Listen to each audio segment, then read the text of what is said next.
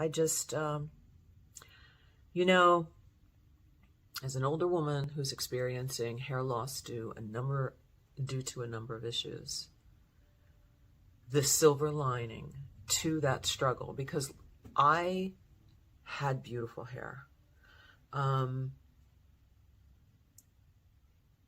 It's hard to lose that, but the silver lining, you have to look at the good of things. If you're always looking at the bad, if you're always looking for what's wrong in a situation, you're going to find what's wrong, and you're just going to experience life through that negative lens.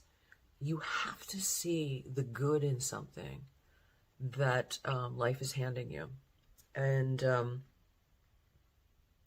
for me in this, the good is that I get to wear beautiful wigs in styles that I could never do on my own, then and now, whether I had huge lioness mane of hair, which I had. I just didn't have the skill.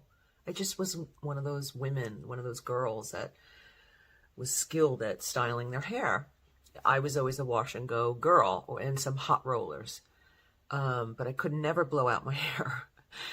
So the silver lining to me, the good in this, is that I get to wear styles. I get to put on within a few minutes a beautiful style like this. And in colors, a range of colors, whatever I feel like being that day.